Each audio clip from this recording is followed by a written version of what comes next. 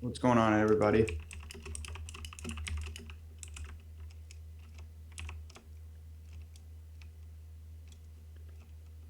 How's the week going, Flavio?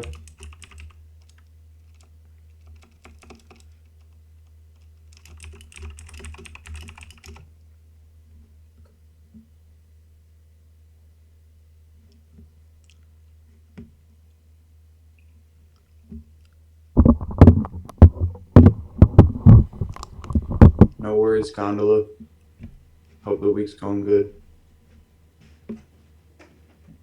Flavio, were you taking trades or were you just kind of sitting out?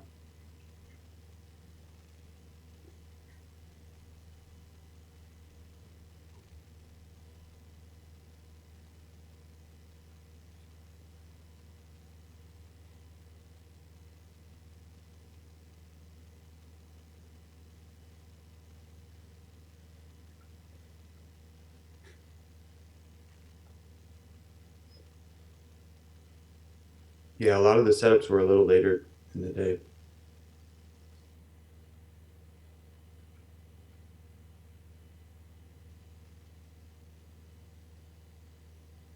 How we doing, Lily? Mark? Do we have new people? Is anybody new? David? Beamont? You're not new. What's And up? yo, what's up, Mark? How are you? Good, man. How's your trading? It's been pretty good. Today I gave back a little bit, but I was green pretty good and gave back a little more than I wanted to, just kind of being sloppy. But Uh, and I kind of did the same thing. I was up green pretty good. I gave back a little bit on Monday too, but yesterday was pretty awesome. I missed the one yesterday. What did you trade? Uh, what did I? I don't even remember actually. Um, I got to move on Baba. I missed. Oh, I got a really good. Was yesterday? No,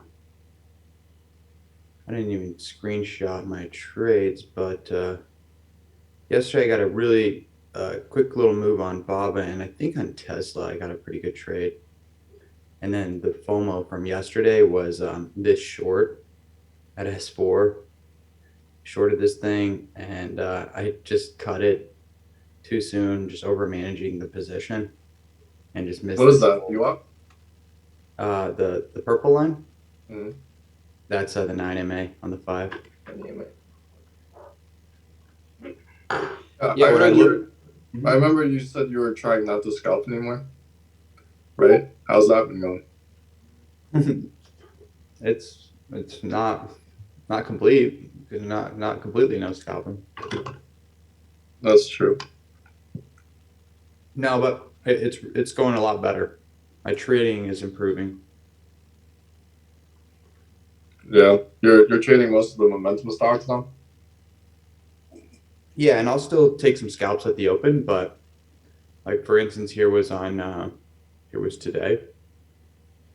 So normally I'll be partialing into the first, uh, pop and the pop through the high day, but today I just kind of held it pretty well, just because it was smaller size. So I just kind of I don't care if it comes back to break even. I just can let it go and just let Yeah, the trade do the work. Let the market do the work.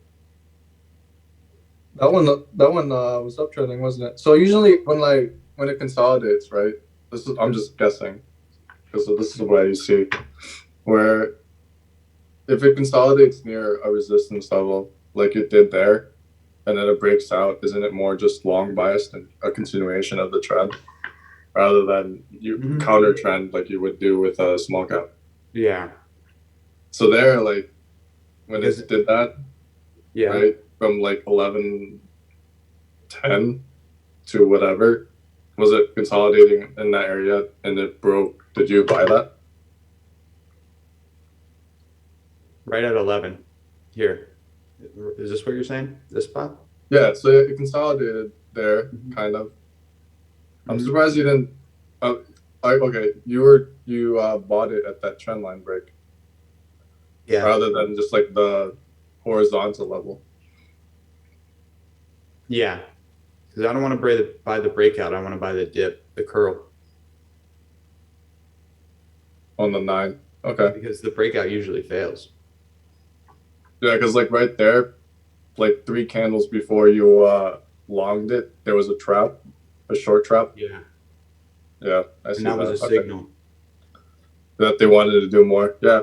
Yeah, Like, on the big caps, you see all these seller traps. You know, like here it goes down to the nine or to the J lines, pops up, and then it makes a new low.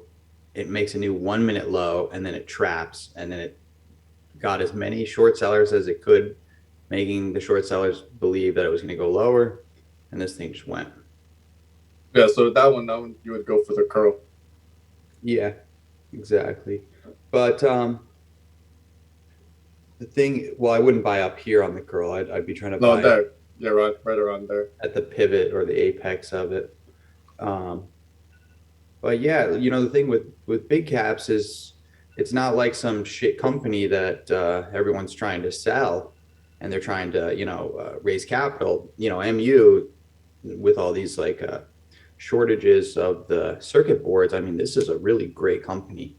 So when it's trading on certain days, the algos and computers, they're just buying it all day. Hmm. So you know, you get this situation here where this is at 10 o'clock, so there was some earlier trading, but this blue dotted line is pre-market high, and this thing was curling on the J lines. I didn't want to take it long here because it's like below VWAP, so you got to be careful because you get into a trap there. But yeah, it was above the J lines, holding the J lines the whole time. So I just saw this longer consolidation. You know, it wasn't a quick flag and like it wasn't like a quick little, you know, move like this and then you enter here and then it goes. This I saw it was doing a longer consolidation, and I saw that it trapped here one time. So that means that when it's going to go, it might try to, you know, do some fake moves. So I took it here. I actually set my stop loss down here, but I would have cut it probably around here at 89 bucks if it was failing. This was So I a just scalp like, though. yeah, I mean, you could call it an intraday scalp because I was only in the trade for 15 minutes. I mean, it wasn't a 1 minute scalp. It was a little bit bigger of a move. Oh, okay. You're only selling partial in those red arrows. Okay, Yeah, and yeah. then So you I added went a little long more. here, sell, sell, sell, sell, add on the nine, Okay. sell, add.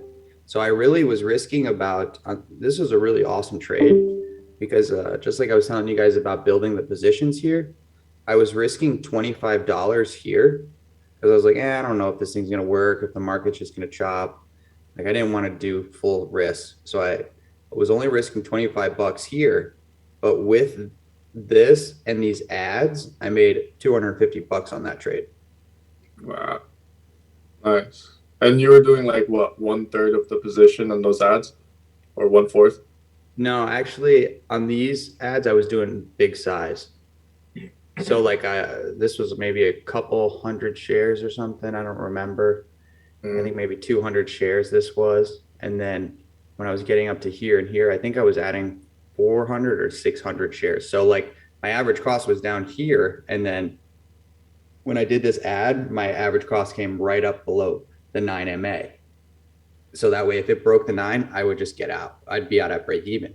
But if it kept going, then I can really, you know, stand to make a lot more. So I But brought my you average cost from here up to the nine. you had a stop loss though, right?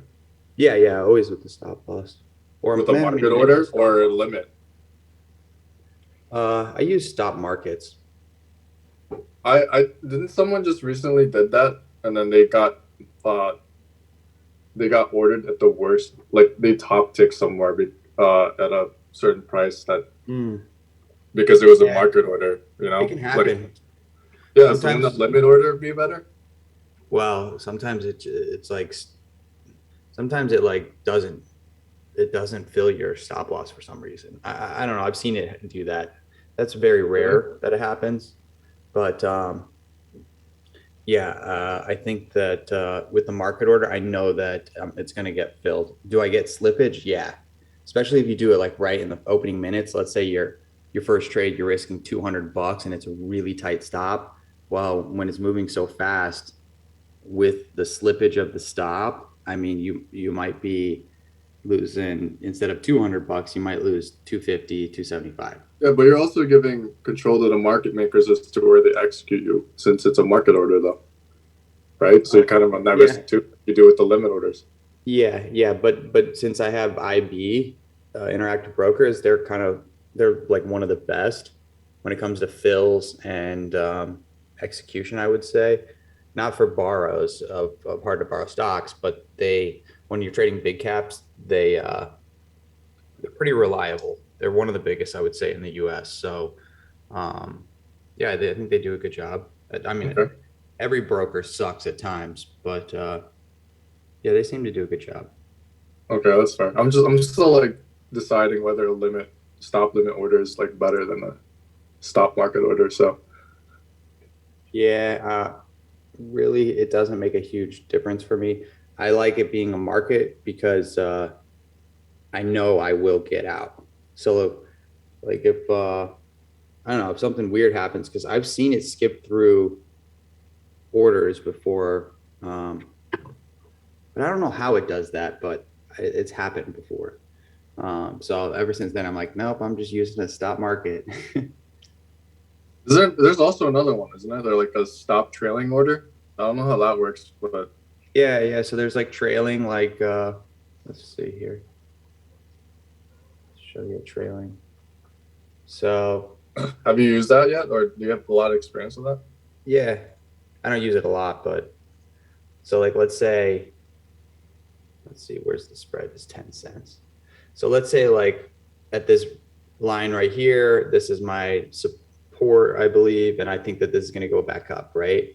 So I'll Mhm. take this thing out here, and then I will let's say we want to risk $50 on this trade, so I go like this. And there's our stop loss. This is where it filled us because there's a pretty high spread right now. But if the price goes down to here, then we will lose $50. So now let's say you took like this trade uh, here, and it's starting to work, and you take your first partial, and instead of moving to break even, you want to trail like up the 9. So you can use a trailing stop loss that every time it ticks up, the stop loss moves up. Every time it ticks down, the stop loss doesn't move down. So if you're grinding up higher like this, your stop loss is going to like climb with it. It's So relative to the percentage of how high it goes up. no, just if the price is moving up. So when it starts to pull back, your stop loss doesn't move anymore. Yeah, I know, but like if there's one green candle that went up 20 cents, it'll move up, let's say like 10 20 cents cents. up. But it'll move up 20 cents. But then if the next candle moves up 10 cents, it'll It only moves move up up an 10. extra 10 cents. Yep. And then if the Okay. next candle moves down 10 cents, it doesn't move down 10 cents. Yeah, okay. So like, Ah, let's say now we want to move the trailing to here. I think it's just, let's see. Um, I'm not sure if it works right now, but anyways, it'll show this here. And then once price starts moving up, you'll see the stop loss start moving up with it. that kind of sucks then, because if it's trading in like a specific pattern and it's like Yeah. That's why I don't pushing use up. it that much. Yeah. Okay. That's why I just set range orders. So Yeah. if I want to have my stop loss at 93 and I think that it's going to wherever, I can just do that, like I showed you here, a range order like that, and then I can just say, okay, well, I'm leaving the house, so I need to tighten this. So I go like that, and I'm like, okay, I don't think it's going to go up there. I want it here, and now I want to move my stop loss up here. So you can just move around the range. Yeah, that's better. I like that one. That's the market one, order one. Yeah, that's the defined risk hockey. It's actually not a market. That's a limit with Limit. a few cents on it. 5 cents added. Interesting. Okay. Hey Cool. guys. Thanks. So, but Eric, the range one, it doesn't move, does it? You said it, and that's it. You leave it Yeah, there. yeah, the range one doesn't move. But like if you like leave the house, at least you know you're either gonna, let's say I'm green in the position.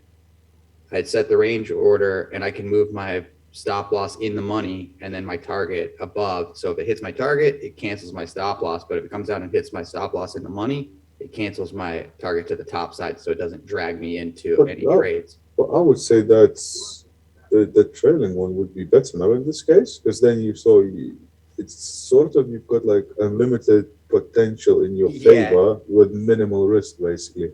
Because exactly. once you set range, it's like you either gonna go. Of course, it's gonna be in the money, but it's still you're risking like it's going all the way down, sort of thing, and then coming back and stopping you out, sort of thing. Yeah, but Yeah, if it's doing a channel, like right, like yeah, if it's doing a channel and you're expect like you leave the house and you expect that it does that channel for a bit and then you expect a breakout sooner or later. If you're doing a trailing and it goes above the bottom of that channel, it doesn't really give you that room to let it wiggle around, I think. yeah. Yeah, That's exactly why I don't use it as much because if you use the trailing stop too tight, it will shake you out and then you can miss a big run. But if you use it too wide, you're giving back a lot. Yeah, like So, something like this, right? You see that channel right there? If you had a trailing stop and it moved up every single time, where you could expect it to move up like right there, but instead, because you're trailing, it probably like got you out like right there. It yeah, doesn't give you that exactly. room. That's why I don't really use it that much. Sometimes I do, but really, I just set a range order and Well, I think it'd be useful if it was going on a trend, but if it's on the channel, it's eh. But a trend a trend play that I think I'd use that for that. That's still market order though. If you do get Mm, I don't believe so, but you can adjust it either way. Let's see, you can nifty. adjust it. Yeah, I'm pretty sure on Dash you can do that. Adjust it whichever way you want it. It's pretty Maybe it's just one type. customizable. See, this is it right here. You go to stop, and then you go to trailing stop, and trailing price. I'm not sure exactly, but I believe maybe it's just a limit. So how did you do that, Eric? Uh, right here, I press stop on the montage. Go to stop, Ah, and then you go down here for the stop type, and you can choose if you want market, limit, trailing, range market, and I like range market. range market, okay. Yeah, because like I was saying, let's say we want to trade this. Let's say we go to Tesla real quick, and we want to buy,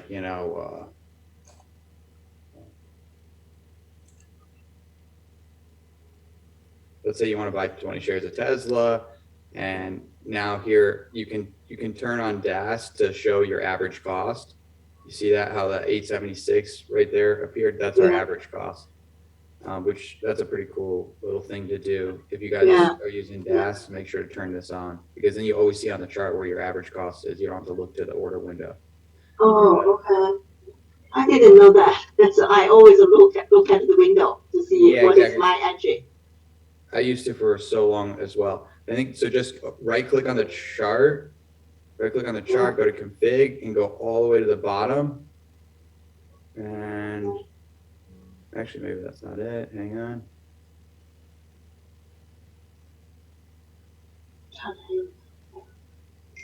Okay, yeah. So go right click and go to chart area and then configuration area of the chart.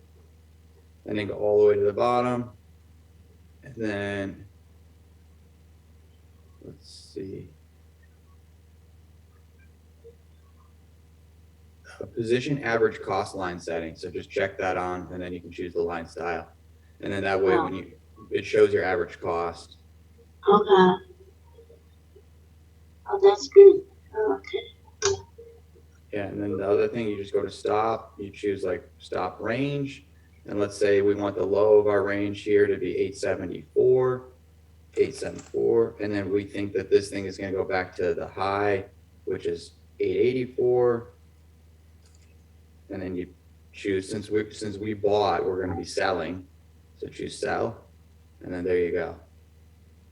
And you can enable the chart to like move these things around if you want to. Oh.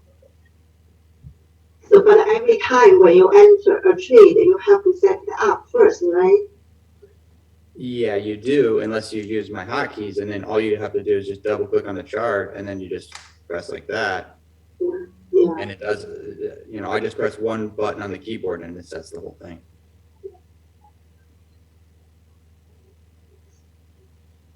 So that's why the hotkeys are super important. Yeah.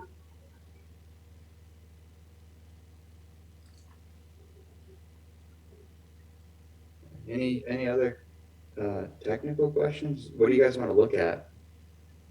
MU was strong today. I don't know if you guys saw that or traded that, but this thing was just awesome. That's not momentum stock, is it? No, it's just a big cap. What's the news on that? Probably no news. Maybe there was some. Oh.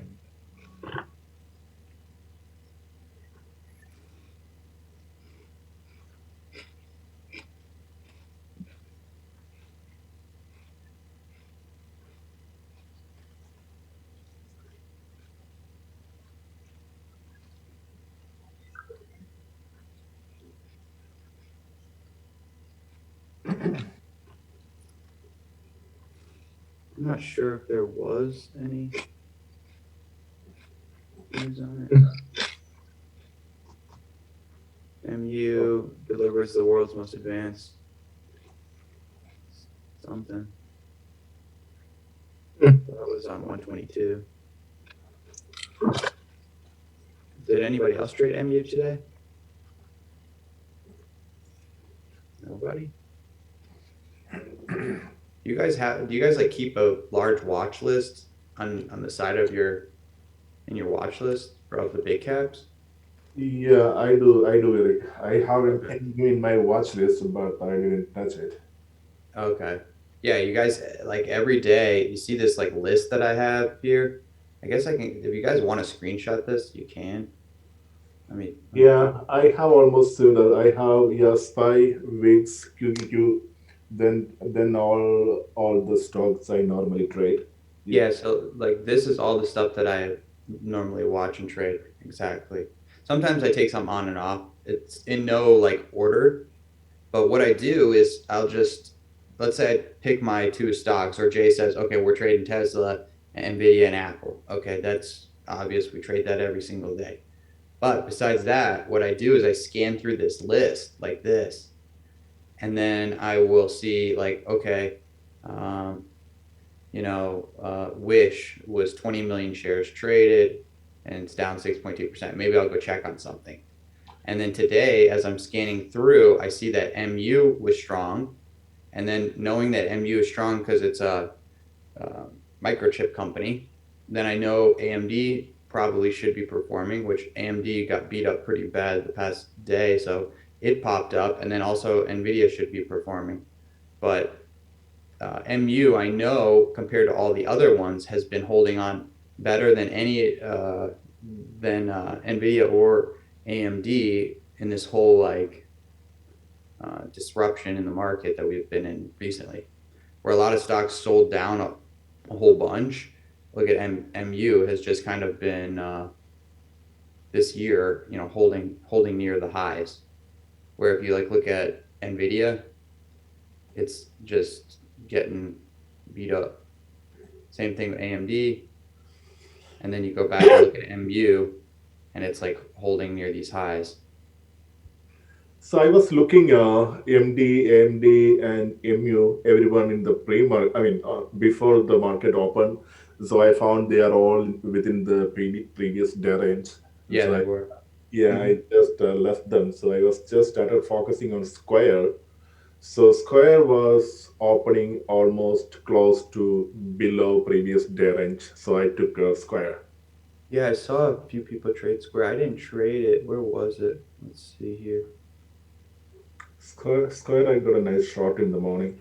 Oh, you did? Okay, good. Yeah, it had a And pretty tight range, and then what? It left the range right here yeah, yeah. at the open, so that was good. And then let's see on the 5 minute shot down, and then it pulled back up to VWAP. It kind of chopped around there and rejected. And then what did it do? An S4 breakout after that. See here, it dipped down to S4, kind of got right through it, bought back up, Mhm. couldn't make it back up to support 3, Camarillo pivot point support 3, and then it pulled back down. And once you start breaking S4 again, you know you can run. Um, Yeah, correct. and same thing that happened with MU, but to the flip side, you see, MU curled up, ran into R4, and then it made this wedge, like this ascending kind of flag pattern right here. And that's where I kind of drew a trend line like that. And then once it was breaking up higher, I knew R4 was here too. I knew the 200 on the 5 was creating support here and VWAP. So take it long here. And then I just over added to the trade here, and I got stopped out at break even with my kind of aggressive adding style that I'm still improving on, figuring out. But I over added, and then I missed this whole run here. And then I came back later today, and I got a few good moves. But yeah, this was I missed another good chunk of this move. Yeah, so for Square, yeah, I had a couple of errors in my trade. Yeah, so I got a nice entry in the beginning. I was watching that pre-market levels here. Just 1 second. Yeah, so here this was my pre-market low level. I have already drew on my chart, and I was watching for that level, and I got here exactly. So that is here in the options. There is 120 puts expiring this way, and I took one out somewhere around this area. That is here, and actually I did an error over here. I added that. So yeah, Where did you add? Was it down here, huh? here, this arrow. Oh, that was it right here. Yeah, that arrow. So actually, I knew it was an error, so I just wanted to buy only one, but instead of one, I bought two, and then I got panicked immediately, and I sold one directly over here, Mm-hmm. and then I sold out everything over here. But it could have been so. There is I sold out everything here. That was also an error. I just wanted to sell only one, but I mean two entries were already there in the montage, and I just clicked sell button. So I didn't notice that when I have to. I was supposed to remove just only one. Mm-hmm. So I missed all this whole move. So that Yeah. see, and that's fine. It's part of the game, and Yeah, yeah, exactly. yeah. So Dude, it took me so long to even be able to stay in the trend without somehow messing it up. Like, yeah, I mean, because sometimes you can just buy it and close your eyes and walk away, which that's yeah, not real technique, you know. But managing yourself in a trend, I mean, it took me so long yeah, before. yeah. So I was supposed to re-enter over here again because but the problem was I mean I'm trading with a very small account now because I was traveling the last week. So I was as part of my job I was traveling. So what I did was I wired out my account to back to my bank because I mean traveling, and if I see some move on the phone, I I may try to Oh, take so it you can't, straight. so you can't blow up the account, you're saying, Yeah, or yeah, that's exactly. So oh, that's smart. I just kept only $1,000 in my account, and I transferred that amount back to my trading account, but that is still not tradable. So I'm trading with just $1,000 the Yeah, whole. that's okay. Yeah, Well, Keep it up. I mean, you get close to those $1,000 days more often, you'll be traveling first class no time. Sure, sure. Yeah, I think I have so far 14 days, 14 or 15 green days. In a row, that's great, dude. Yeah. Yeah, that's awesome. It's good discipline, and it's. Are you waiting till later in the day, or are you just keeping the wide stop if the trade is working against you? Oh, what's the rate? I didn't understand. Like, are you taking trades later in the day, or are you still trading it near the open at like Yeah, 9:45? I'm still trading near the open. So if you go back to one more chart I sent, that was my yesterday's trade. So I'm just no, I mean just looking for only for the trades or stocks which are in above or below previous day range. So even yesterday also I was looking on some of the stocks, but I found everything is in PDR, and then suddenly I found this Occidental Petroleum. It was almost above the previous day, and I took a trade on Oxy yesterday. Yeah, yeah. Oxy was probably really strong. I haven't checked it. Yeah, Yeah, so I think I have already sent that chart too. nice. Let's see, was Oxy on my?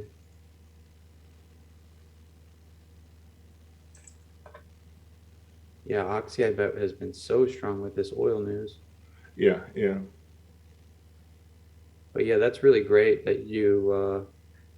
So, like, if you start losing, what do you do? Do you kind of size down or readjust? Like, how do you prevent it from being losing?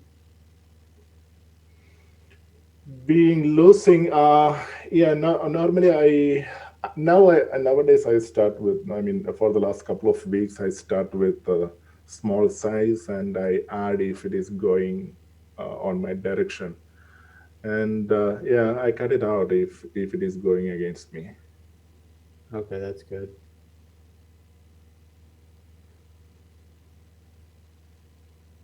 Yeah, yesterday Oxy had a nice move in the morning, and I got that one.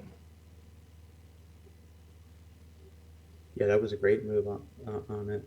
Sometimes this thing is can move a lot and it doesn't trade very good, but yeah, it looks like the past few days it has. Yeah, a couple of years ago, I mean, in 2020, Oxy was just $8, $9, $10. Yeah, yeah. But I've been avoiding the open lately because every day I start when I trade the open, I've been losing more. My accuracy at the open is way low right now Mhm. because there's so many like fake moves and traps. And lately, I've been when start losing, I start to size down to not make the losses worse. And then maybe I'll take a trade on small size and another one. And then if I see a really good setup and the past couple trades have worked, then I put in big size, and then I can get out of losing day. I can Okay. turn the losing day into a green day pretty quickly. But yeah, lately I've been having to avoid the open because it's just not even worth it. It's so choppy sometimes. Right now, Yeah. at So least. yeah, that is I mean that's why Jay is always saying no. I mean, look for previous day range. So if it is below previous range or above previous range, I have noticed that I mean it gives a good nice run straight away. Yeah. If it's Below, above, if it's yeah. above or below, you said. No, if it is above, I mean, it always it's a long, and if opens below previous day range, then it gives a short opportunity. Yeah. Yeah.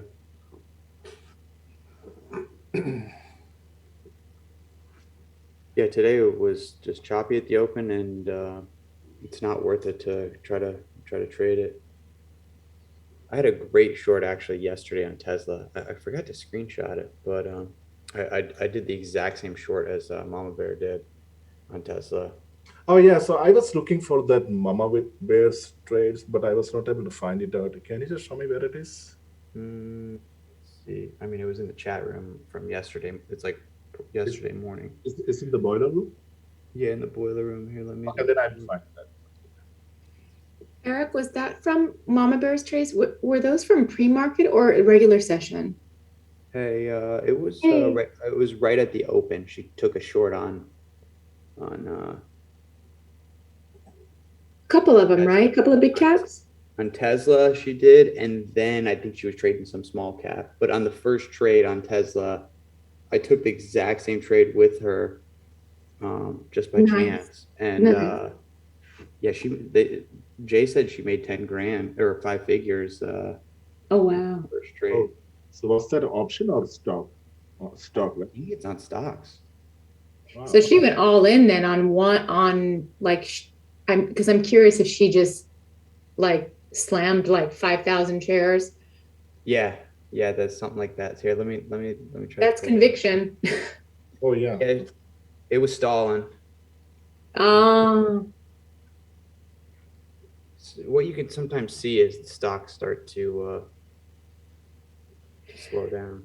You know, well, that's the nice thing about big caps, is that like this morning I took the trade on Apple, and you're able to get filled with a large amount of shares quickly yeah, on either side. yeah, definitely. I mean, you know, a couple thousand shares or even 10,000 shares is nothing on big caps. Right. I mean, it depends on the stock, but yeah, But the big ones, Apple, Tesla, Nvidia, and all that. yeah, but yeah, it's nothing, you know, because those things are really liquid. Yeah. Okay, I mean, it was all the way yesterday. I'm looking for it. I'm like trying to scroll up. You know, every day there's like so much chit chat. But yeah. Okay, let's see. Yesterday, this was one of her trades, which I thought this was pretty interesting because she's adding, cover, adding. Like this is running against you. But it's Oh, not yeah, very. yeah. So, I mean, yeah. So, this kind of trading, I mean, see, they're building a position there and then covering, right? Yeah, and then cover exactly. Yeah. So, yeah, so it is a little bit tough for me to know. I mean, exactly. But Jay says he starts like lately. He's been starting at like 1/20th of the size. So let's say he's normally risks $1,000 on a trade, which sometimes he does more. I remember the other day, few weeks ago, he like maybe it was like a month ago or something. He over added size on Facebook, and then he said he took a big loss. I think like a $7,000 or $5,000 loss. And I saw the picture of the trade, and it only moved to $1. So he had like, 5,000 to 7,000 shares of Facebook at the time. This is the short she did. I did this exact same one, which I wish I screenshot it, but I didn't. But she held it better. I partialed worse than that. But yeah, see, it shoots up, it stalls, and you can start to see the change on the tape and the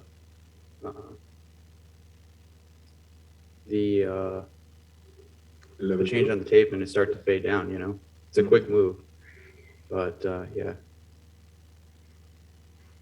So here at 10 o'clock, she covered more and let it ride all the way at 85. I think she got out at break even here, and then yeah, she took another short here, maybe covered it all, or maybe just let one share go against her. This could be the average cost right here. I don't know. Okay. How do you do that for yourself, like with your hotkeys? Like sometimes I get a little tied up with, okay, this stock's going to be this amount of shares, this stock's going to be this amount of shares, and so I end up, clicking a lot of buttons like, slam, and then cover, and then, Yeah. I'm wondering how you approach that too, where sometimes, something I'm trying to build up to 5,000 shares, but like my hotkeys, like, do you have like a bunch of like some at 100, 500, 1,000? Yeah, I know what you're talking about. No, Okay. I don't. The way I do it is like, let's say I'm at 200 shares, and then whatever I want to, I decide if I want to add, 100% more size or maybe a little bit less. And then I just like, will buy 100 more. And then maybe I'll be like, okay, now I don't want 400 on this next ad. I don't want to go to 800. I only want to add another 200. So then I just go like that. And then I buy 200 more. And then now I'll be at 600, Mm-hmm. So you kind of just do it right here like this. I don't have a great way of doing it. Yeah. Okay. Sometimes So if you you got manual. overadd, if you overadd, then you get your position all messed up, too Oh tight. yeah. Yep. Been there. So Yeah. So you do it manually over there on the right-hand side. You do. exactly. Okay. Yeah.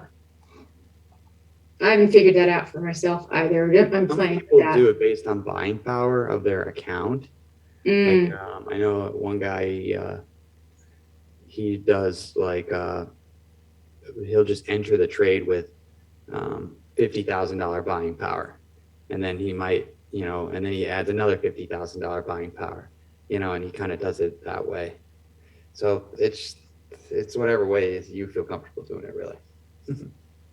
It depends. I think, like, let's say on the short side, and let's say with trade zero, you've got like whichever amount of shares you locate, you can do percentage of your locates, if that makes sense. So it's like I've only like located. Oh yeah, I'm thinking of maybe using, let's say, round number 1,000 shares, like my max size for whatever tick I located.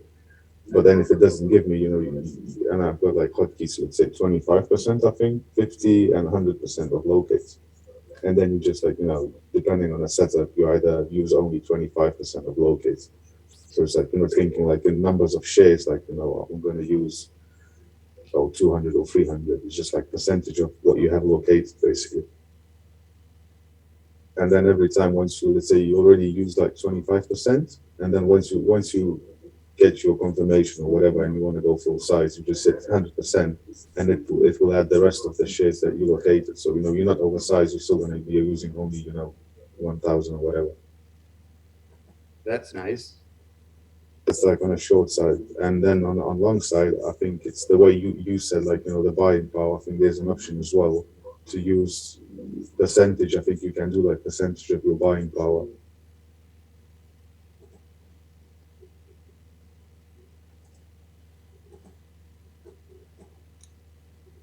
Guys, did you want to go over anything in particular, or what were you thinking? Yeah, I just saw that the Snowflake, it is plunged. They missed their revenue. What was it? The Snowflake. Let's see. Snow. Yeah, snow. What's the symbol for it? Snow. SNOW.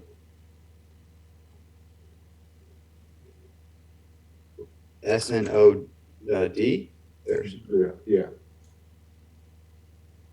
what is? I haven't seen this one. Holy cow! 270 to 194. Yeah. Wow. The result. 50-cent spread. Let's see. Wow. I have not watched snow in such a long time. That is incredible. I think you can stomach 50-cent spread on move like this. Yeah, no, you can. Dude, Tesla's the worst. Tesla, they like leave the spread super high on purpose, and it's horrible. You have to actually like watch the spread before you enter, because if you click the button when it says like the spread is 80 cents compared to 20 cents, like it makes a big difference. Because if you enter in too many shares on Tesla, and the spread is like 80 cents to $1, you'll like get in the position down $100 like when you're getting in or more. Yeah, that's not fun. Yeah, exactly.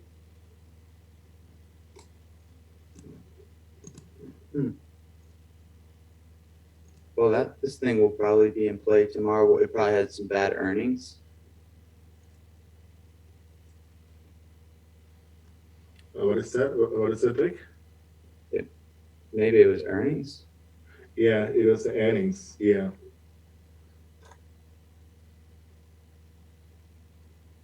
Yes, no, the actual was down 43%.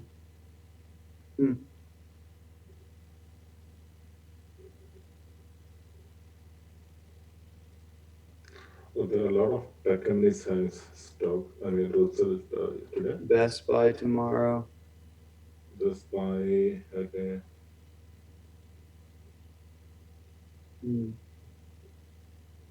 Oh, Wall Street Boots. Oh, okay. Yeah, I mean, we should have some good trading over the next couple of weeks because we just have a lot of earnings coming up.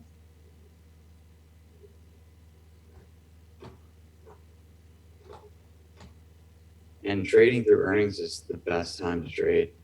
It's the most fun.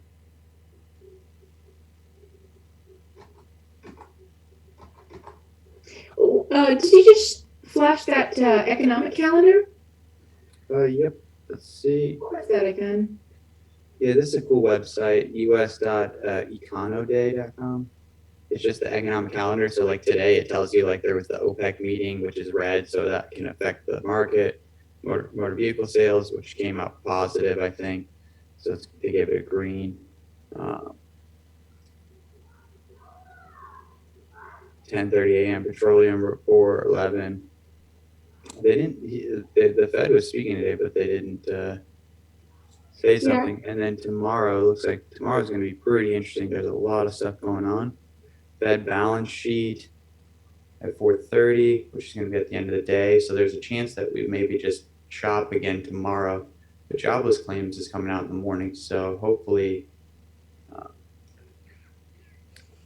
that gives us a little volatility to trade. Nice. I think I've asked you this before. Like, I think you decide in pre-market what, like if you're looking at stocks, you could be looking at 100 big caps each day. And then you kind of narrow your choices down to about 3 in pre-market to see what's moving or what has news. Yeah. Okay. Yeah, and then I look for what is moving the most. And today, for instance, nothing was moving. Everything was inside the previous day range, which means no A+ setups. So I just kind of like will trade either Tesla, Nvidia, or Apple. I'll watch it. And then as I scan through this list, which is what I was saying to you guys, I'll like scan through this as everything was just pretty much boring. And then I see MU is moving and the volume looks pretty good relative to all the other, amount of volume on the other stock. So MU, and then when I flip over to it and, quickly you can see if a stock is, at least for me, I can see like here, if I were looking at this in the pre-market, this is garbage. Like I wouldn't want to trade this. If I saw this in pre-market, I would say, no, I'm not going to trade this Definitely. today. Yeah, that looks because there's no garbage. traders. Nope. Look at 5,000 shares, 10,000 shares. Like I'm one of those people. Yeah, I don't want to get stuck in that, right? Yeah, like moving a whole 5-minute candle. Be like, okay, that's not a good thing to trade. But then at the open, you get 500,000, and then it was really looking good at the open. Whereas if you looked at Tesla, you're chopping here, shoot up, sell right back down, and now you're in the exact same spot. Oh yeah, you're true. Now you're down towards pre-market low, and what does it do? Shoots up. I think it shoots up. Not quite, but it's just chopping. So, and then also, like yesterday, when you like look at the 5-minute chart or the 1 minute, and you just see all these wicks on the tops and bottoms, that's just not a great day to be trading. And same thing here. If you just look at this and you're saying, okay, here's the opening candle, I'm going to like draw a range right here.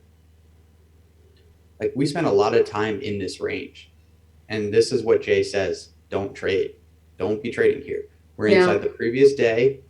He's waiting for it, as he says many times, to break above pre-market high or pre-market low and then start trending. He wants to see it break above pre-market high, hold, and then get going up. Mm-hmm. Not just break out of pre-market high, and vice versa. You want to see it break down, curl back up into pre-market high, the blue dotted line, and then start to fade.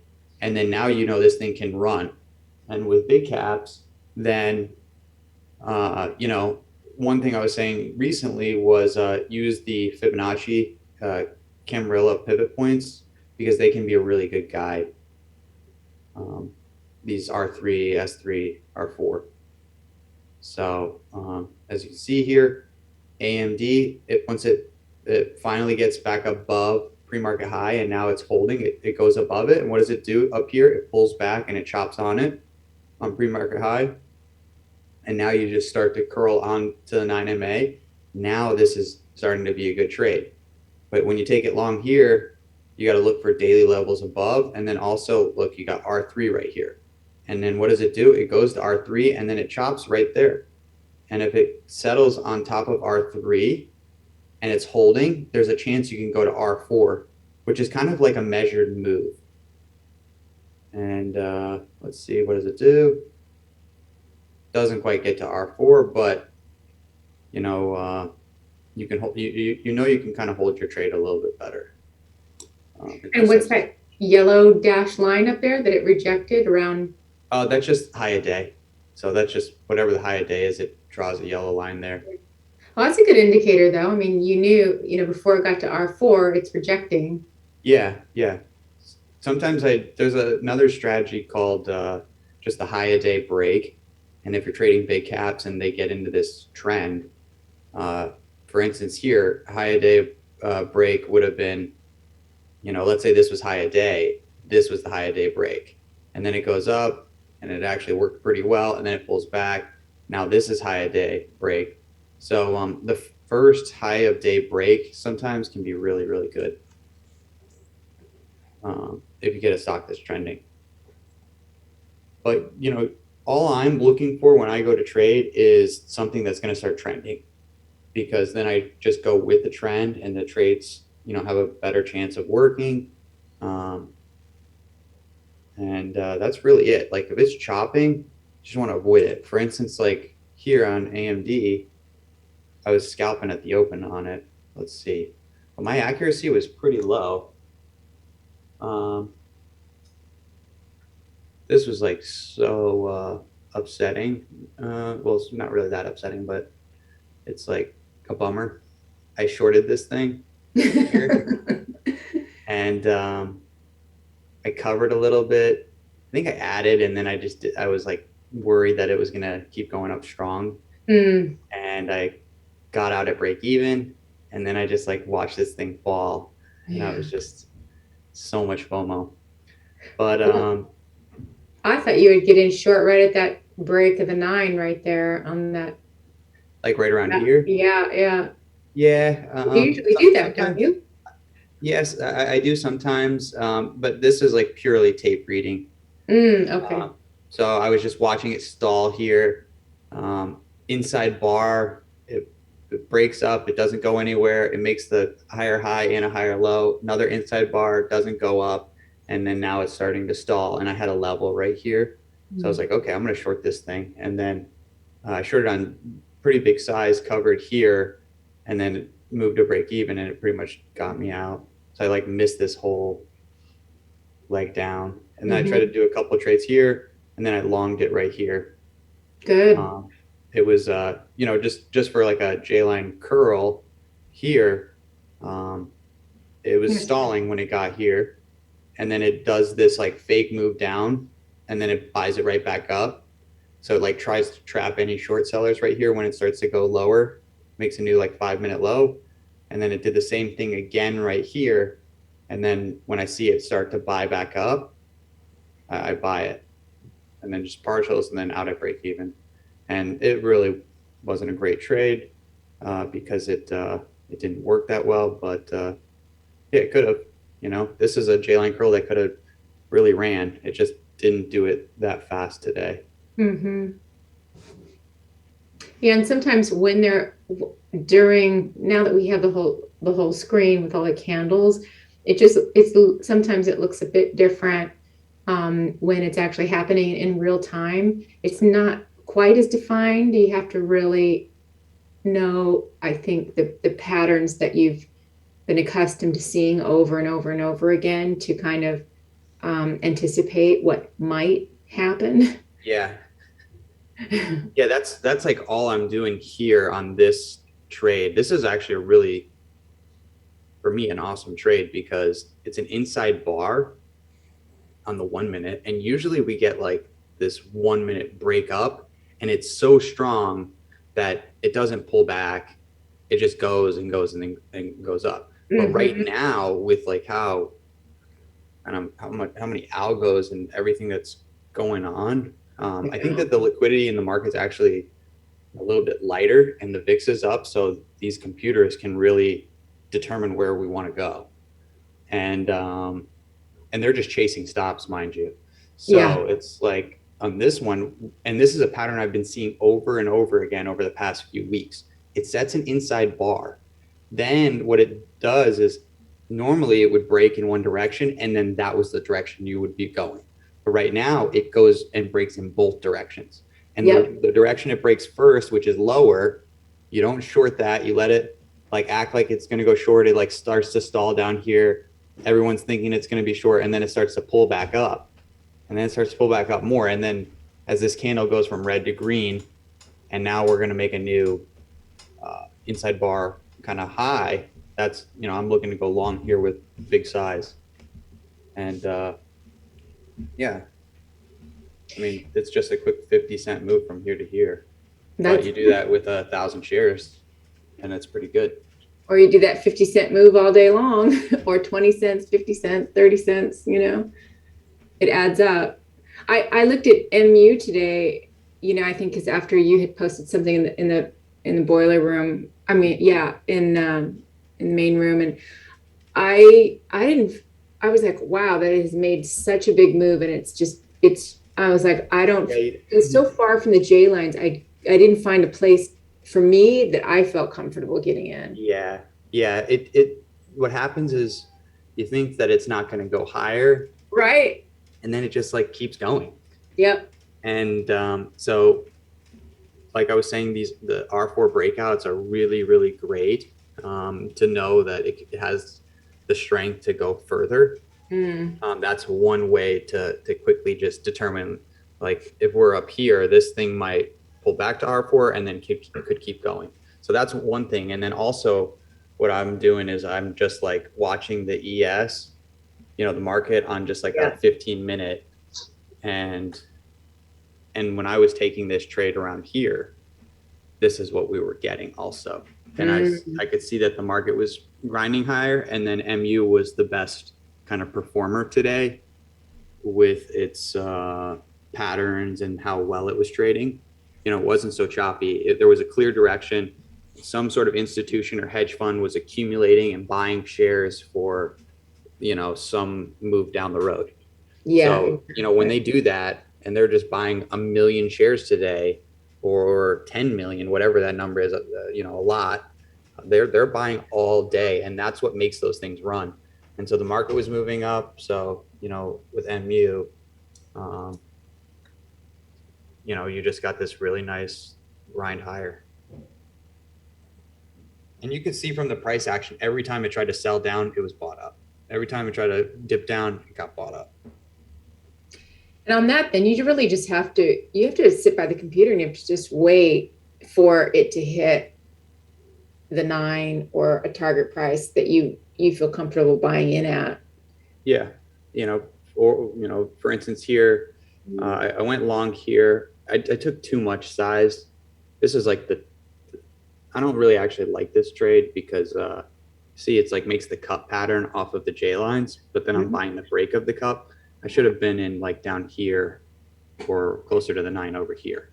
So I didn't get in there. I was kind of late watching it. And then, so I entered it, and then I was like, okay, this thing just ticks back 10, 20 cents really quick. I'm going to lose a lot of money. So I trimmed the position quickly because I didn't, when you enter the trade, you're like, yeah, let's just make a bunch of money. And then you get in, and then you're now second guessing everything you're thinking. So then I trimmed it, and then I just held the rest for here, got bumped out at break even. And then what does it do? It bounced off of the J lines. It rips up in 2 candles. Like, those are 2 pretty strong candles, pulls back down again, but now it's pulling back on slightly lower volume down here.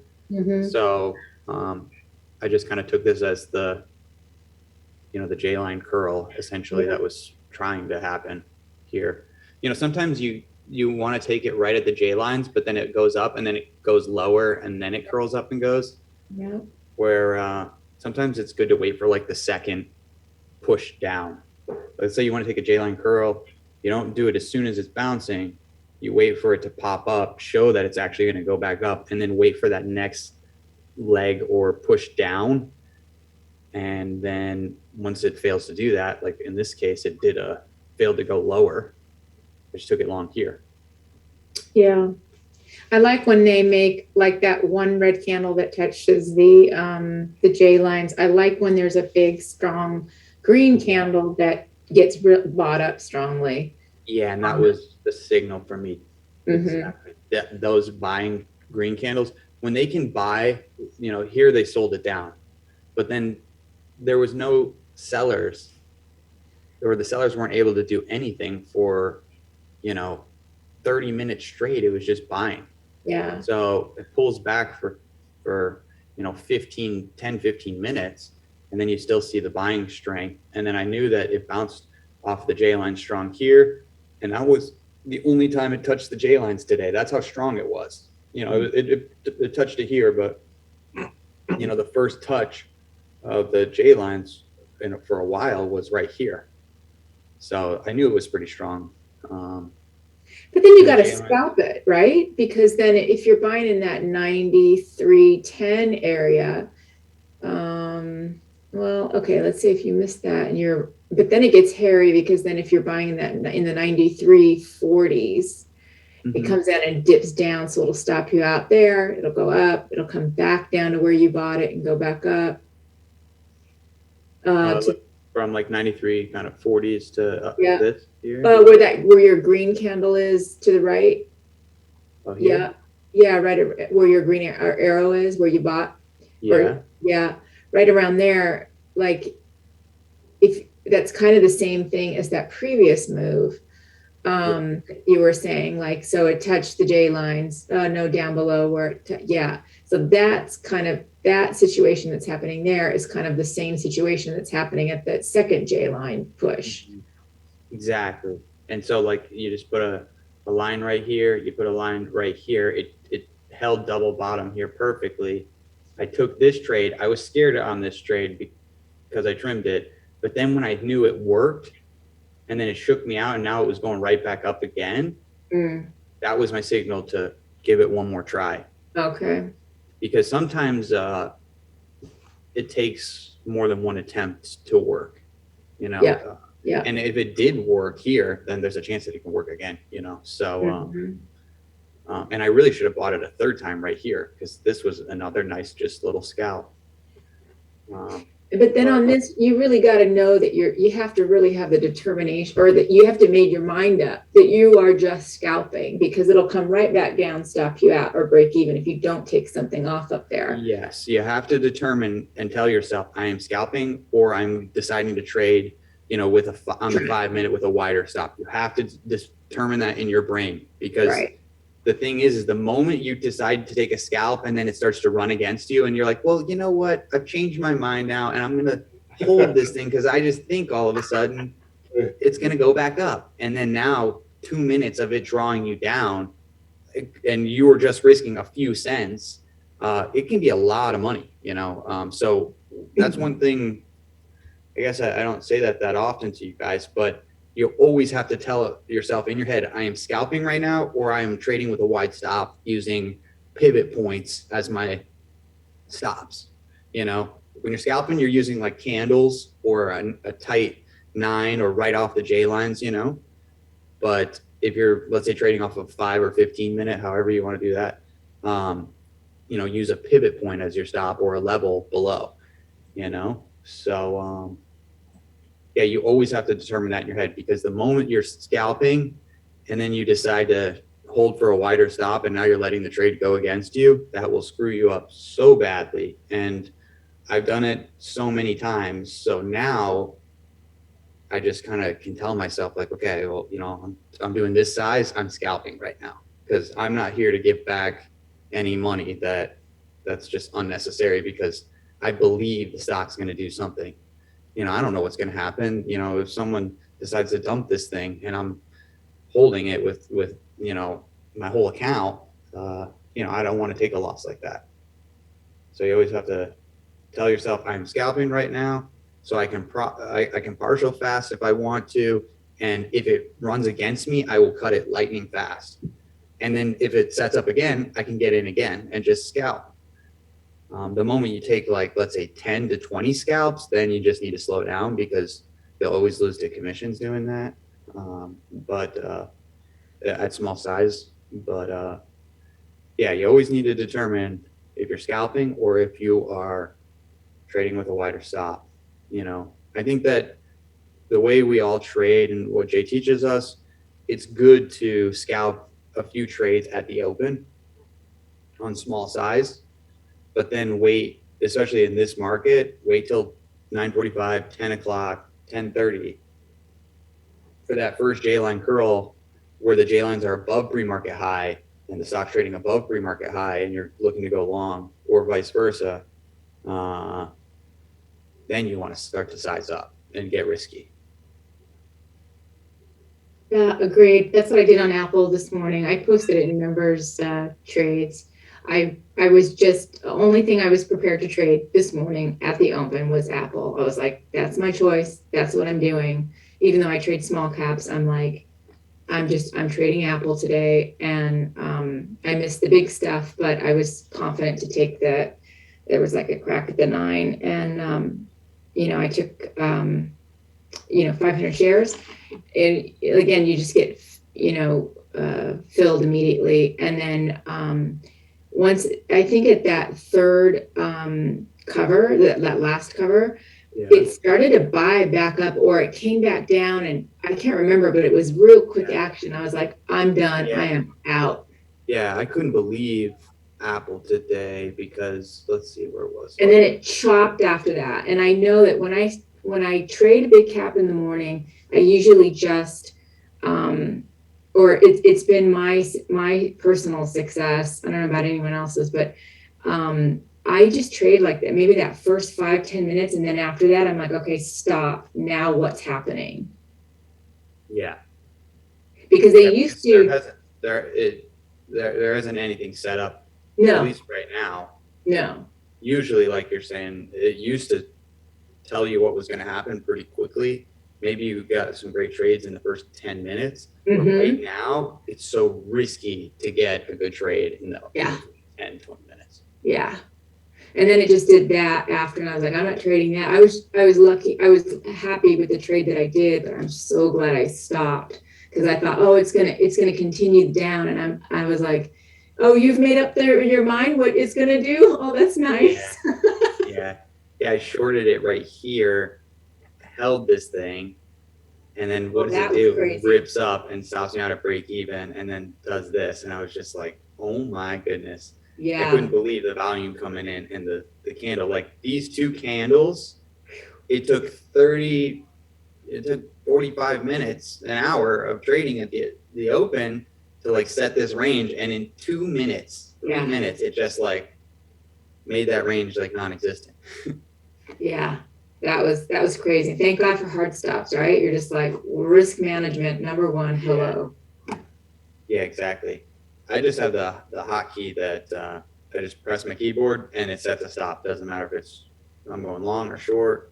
Perfect. Cancels all the orders and it knows how many shares I have and it just sets the stop. So I can do it in like the blink of an eye. Yeah, you have to be quick with it. Yeah, but I didn't actually trade this well. I like saw it kind of getting bought up off of the J lines and the 200. So I'm like, okay, I'm going to buy this dip. And then what happens? It keeps dipping. And so and then I'm like, oh, it's trading now below the J lines. I see. And now it's going to curl and go down. So I short it, cut it, short it again, cut it. And because it just wasn't. And then it goes back up. I think I tried to like long this thing and then out of break even. I think I longed it. Oh, maybe I shorted it again here and shorted it again here. And then I tried to long it here. That didn't work. And then finally I shorted it here at the break of this like kind of, chop here. I shorted here and then finally got something to work. And this, like all I need is this one trade to pay for this and a bunch of other trades. I trade with such a tight stop loss. Like you can see here, the moment it's not working, 30 seconds go by and it's not working, I just cut the trade.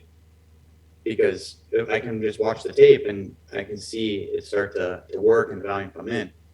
But when I get this trade and I hold it and then I do a big ad and I can just scalp out, with this thing, what is it, just 20 cents, but I just take a big size here, Yep. just to scalp a bit out, and I've done that. Yeah. yeah, it works well. Mm-hmm. Yeah, so I mean, I didn't trade the best today. I woke up, I saw that everything was inside the previous day range, and I knew that it wasn't a great day to trade the open. And then what do? I start scalping. And when I told myself before the open, I'm like, okay, I'm just gonna take it slow today. And then what happens? I start trading, and I'm like moving a mile a minute. So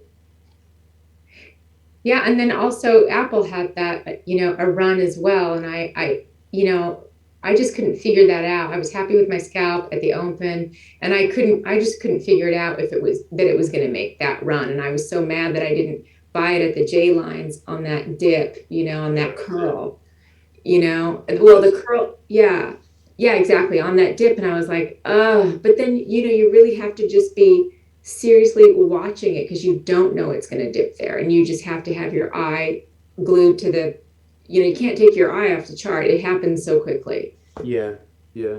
So here you got R3 and the blue dotted line, which is pre-market high. What does it do? It runs into it, it rejects, it kind of starts holding the 9 here, and then here's the inside bar on the 5, and then this is the exact move that I was telling you guys about. It makes it look like it's going to break down on the inside bar, and then what happens? You start to see it get bought up, and then it gets bought up some more, and then bought up some more, and then now this inside bar is breaking higher instead of lower, and it made a trap down here. So this is a great long opportunity through high of day. So this is like a great high of day break trade. And then once you're breaking through R3 and pre-market high, your target is R4.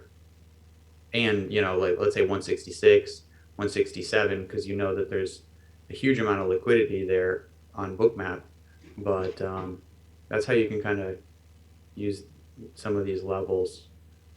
And then after that, once you're trading here and it's starting to trend above pre-market high, above the J lines, then you just start to use the 9 on the 5 to start taking trades off of it. So here, you could go long here, and we can just watch it. So it kind of bounces off, and now it's pulling back to the 9. You want to see it hold up on the 9 pretty well, and it looks like it is. So maybe take another starter with a little bit wider of a stop to just put a feeler out there. With when you don't feel like you should get in the trend because you don't know how much longer it's going to go, take it on like 1/10 of the size. Even though and still trade it with a 5-minute size stop. So let's say you just get in here with just 100 shares to put out a feeler, and then you're risking down here, this pivot. So what are you really risking? About $30, let's say. And then once it's working, then you can start to, this would have drawn you down here. But once it starts working, then you find a spot where you can add big size, and then then you start to really accumulate a lot. But with joining a trend, there's a technique for doing it, and so you just got to figure out what that technique is based on your trading style. So for some people it's buying the breakouts, but which can fail. I think the best way to join a trend is to put a feeler out there and trade with the 9, which is, what Jay will tell you. I agree too. That makes me feel actually safer. I feel so comfortable doing that, at least for my style of trading. Yeah, I feel comfortable doing that. Now, on something like this, when you're thinking about joining a trend, especially on MU today, did you look at Bookmap and see, check heat maps and see where support and resistance was, supply and demand?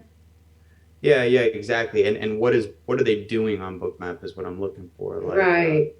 So let's see here. Where did I take the trade? I took this trade at 11, and I took another one at 2. So here it was at 11. So, and then every night, what I do is I leave my Bookmap up and I go through Bookmap before I close it down at the end of the night, Mm-hmm. because you can see a lot of what was happening. So I'm going to take the candlesticks off that I had on there. So a lot of green dots right here and a strong run up. That means on the time and sales here, there was just a ton of green prints, like green, green, green the whole time, you know? And then it pulls back, and maybe you saw some red prints, but these red prints are not able to move the price down. Right. Just So, consolidate. so yeah, you see red prints, and you're like, oh, thinking, okay, maybe it's selling down, but it's printing red, but it's not going down. Mm-hmm. And then it goes up a little bit, and then it's some red prints, you know, and then they drop this thing here. Yeah. And so where did I take the trade long? Right in front of it. Because we were accumulating, you know, right there. This thing wasn't breaking down successfully. Could it have gone sideways and turned into like a range bound thing? Yeah, it could have. Very well could have. And it took out this liquidity zone. And what does it do when it takes out the liquidity zone? That's the next. And then also, yeah, when you're zoomed in like here, they drop liquidity, it takes it out. Drop some liquidity, it takes it out and goes up. So that big red, big red liquidity. So they just pulled it back, or it was No, it was taken out. taken out. It's bought by, right? Yeah, it got hit and bought. See, they hit that. So what you want to do with Bookmap, or you know, just a thought with it is, when you look at big caps, I'm not sure exactly for small caps, but you look at the big cap, and what do we know about this when it took out this liquidity zone? It gobbled this liquidity zone up, and did it make a pop up and then a huge stuff and drop back down? No. It took it out and it wanted to keep going higher to the next liquidity zone. So I have noticed many times, like the liquidity like this, especially on Apple. I have noticed a couple of times, even I think yesterday or day before, price was at 165, and there was a big seller sitting over there, and Apple hit it easily. I saw there is a big buyer came in, exactly more than that seller's size, and then just squeezed in and then reversed back. And then it was what? It just squeezed in that liquidity zone, just squeezed in, just broke it, but then pulled back quickly. So it popped up through it and then it went down. Yeah, then it quickly pulled back. Yeah, and so that's where you have to pay attention, because some days it does that. Some days it hits the liquidity zone and then it just drops. Yeah. Or other days it hits the liquidity zone, it gets above it, it kind of holds, maybe it goes and tests it a little bit to see if it's going to hold. You know, it breaks out. Like here's the example. So we know we took out this liquidity zone, but we just zoom in here. What does it do? It breaks out. It didn't shoot up and then go below. It breaks out, holds, and then it rolls over in 30 seconds, mind you, and it touches this same level again. And then whoever was here, they didn't let it go 1 penny below. You know, they were here to play. So this thing didn't go below, it held it, and then it went up. And then so now I'm starting to see that, okay, we're taking out liquidity zones and we're holding and we're moving higher. And I know we're above pre-market high, we're above the J lines, we're above R4, this thing can get going strong. So what happens when we get to the next liquidity zone? Boom, takes it out at 90, goes up to 90.30. This isn't like a quick pop through 90 to 90.05 and then drops. This thing pops up. They scare you here and they sell it down. They let it go back through 90, but not much further, just 10 cents, you know, which is nothing. And then they let it go down here through 90 because they want to get every short seller in here that thinks that this thing's going to drop. And then what do? They buy, and now they're going to trigger everyone's stop losses. Yeah, exactly. That's short, and then now it will help them move the price higher for them. So see that someone was putting some orders here, putting some pressure. It went down to the same kind of level here. And are they going to let it break down? And no, they're not. So you see that? And then now we're getting to some more liquidity right here. Takes it out. Here's more at 90.75, is going to take it out. We've seen it take it out already. It takes it out and now it's holding. So this is not quite the example of taking out liquidity and stuffing like a small cap would. This is, this is either someone's kind of limit order to get in, or they're selling here. But I think they're kind of buying here, using limits. They place an order there and they say, okay, if MU gets to 90.75, then I want to buy it because I believe it's going to go higher, over the next 3 months. So in this example, it starts to pull back here when it takes out this liquidity zone, and it doesn't pull back very far. Doesn't even rest on the top of this previous pivot high. Yeah, correct.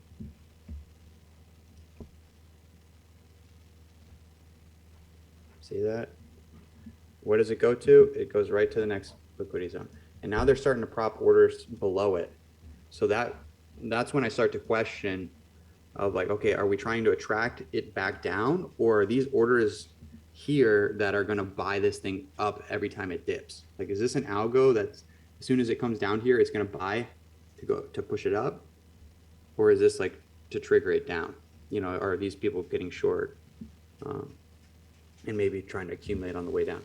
So now we're seeing these orders here below. So we want to see the reaction when we start to hit these orders. So we can like zoom in a little bit more. This one took out this level 91 and then it stuffed. So be a little bit more cautious. Let's see what happens here at this 90.72. Well, they're buying it right back up to 91.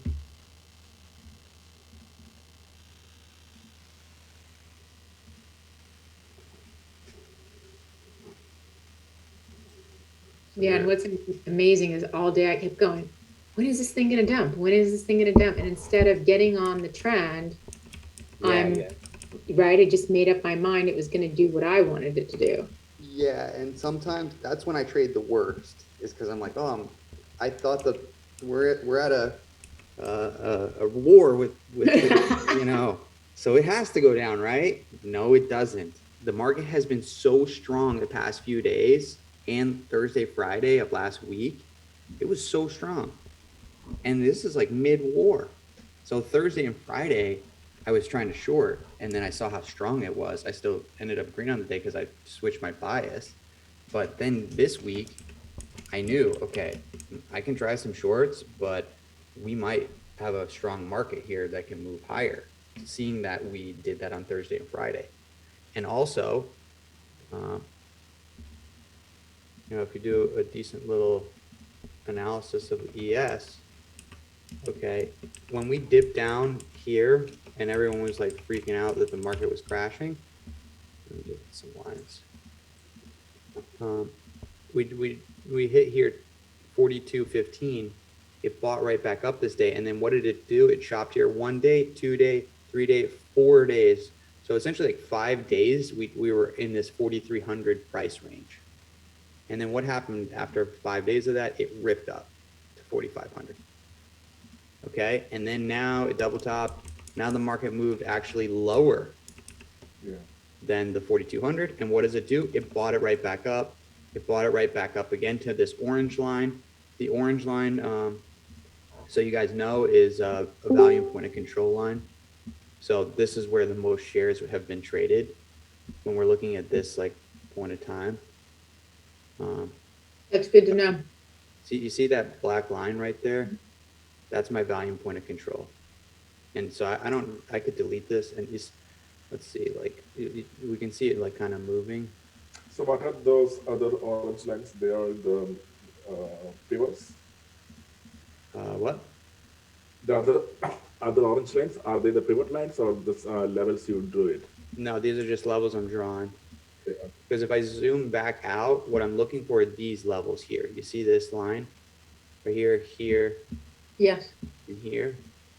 This means that this is how many shares were traded at this price, not the candle volume but the volume of the price. You guys know that, right? Yep. And we can tell that we spent and we traded a lot of volume at that price. So I'll put a line there. Then I'll also put a line kind of on these like pivots. So the way I plot my lines is on the pivot lows or highs.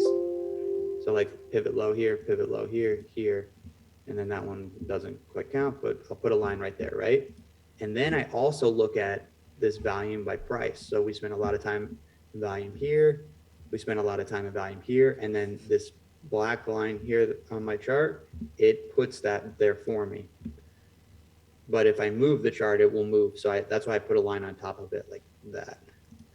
And then I just kind of like color code the line orange for like it's a heat map on Bookmap. I know that this is the heat map right here, kind of almost.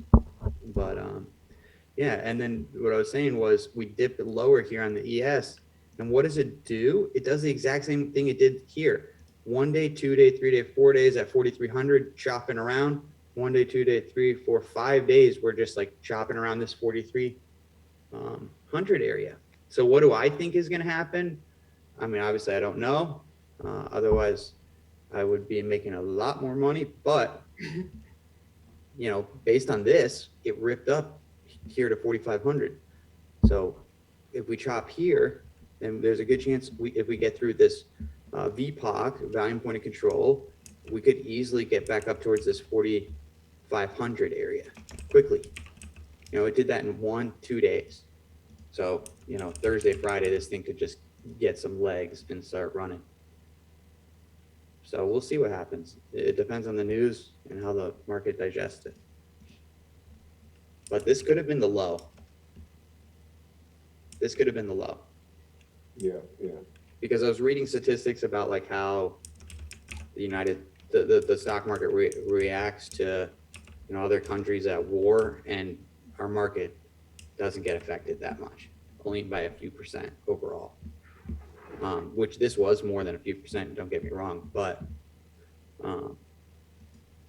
it doesn't affect it too much. So this could have been the low right here. This could have been the dip of the low, but we'll see. You know, Jay will tell you don't be taking any trades here because we're still well below the daily J lines.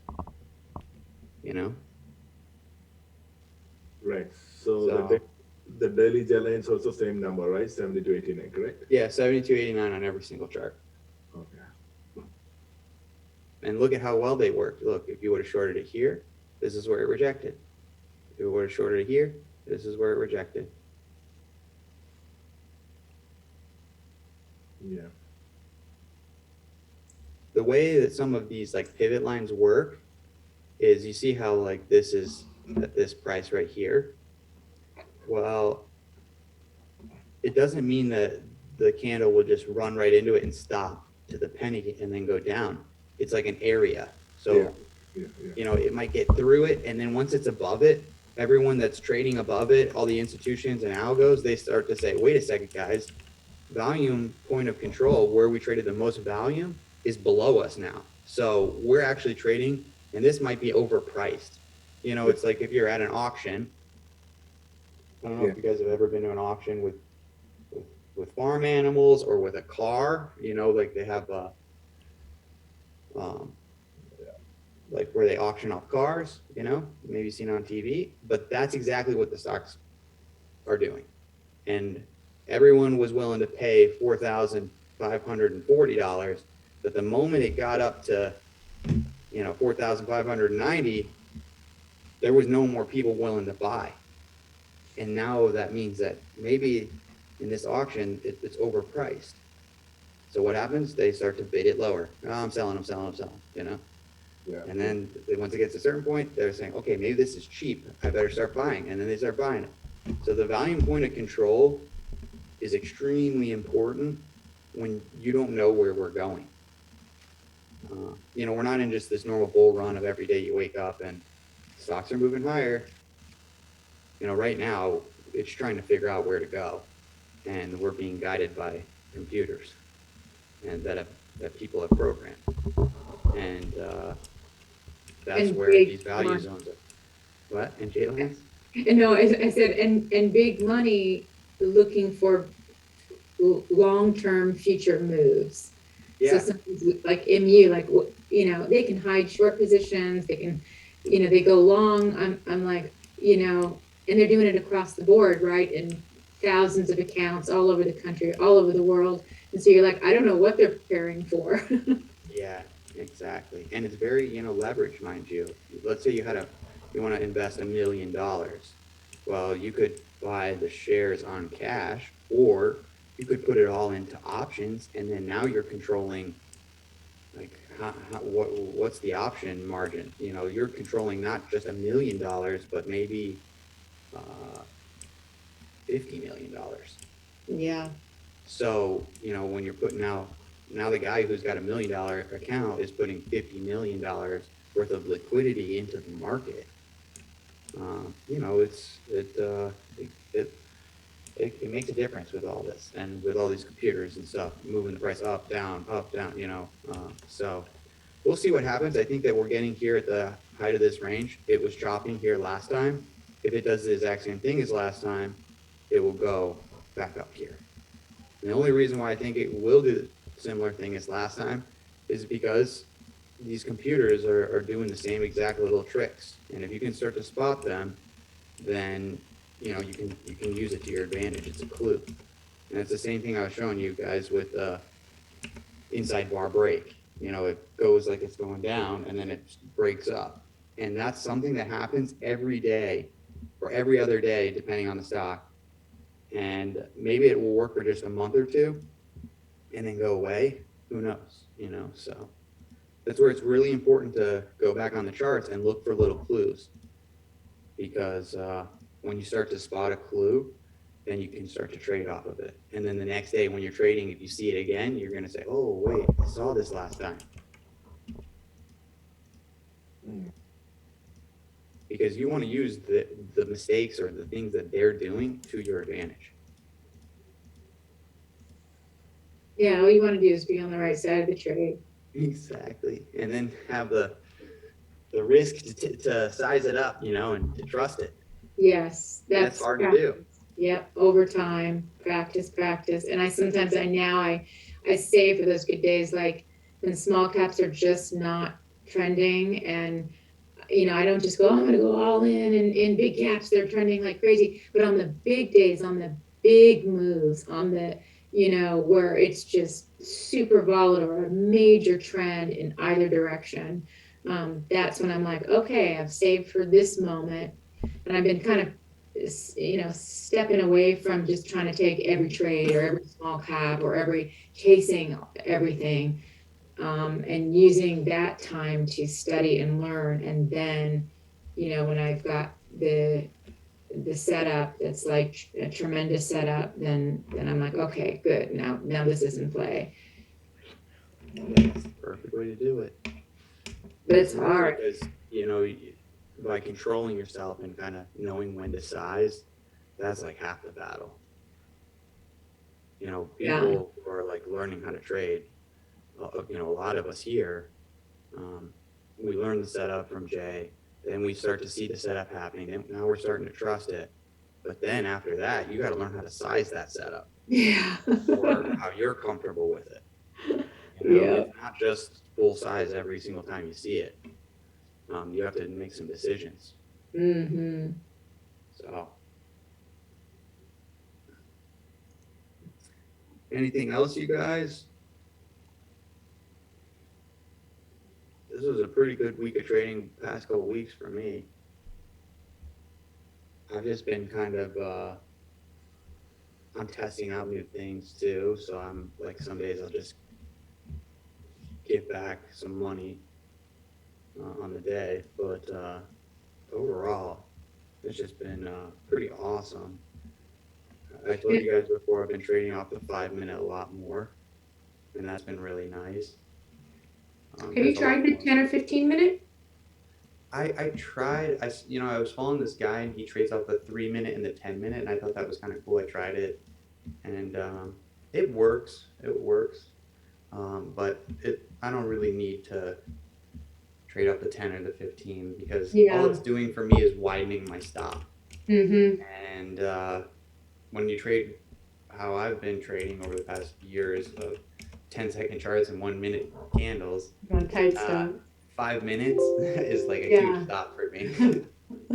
And now you used to just only trade long. Now you're doing a lot of shorts, right? Yeah, exactly. So, Nice. yeah, but it's been pretty good.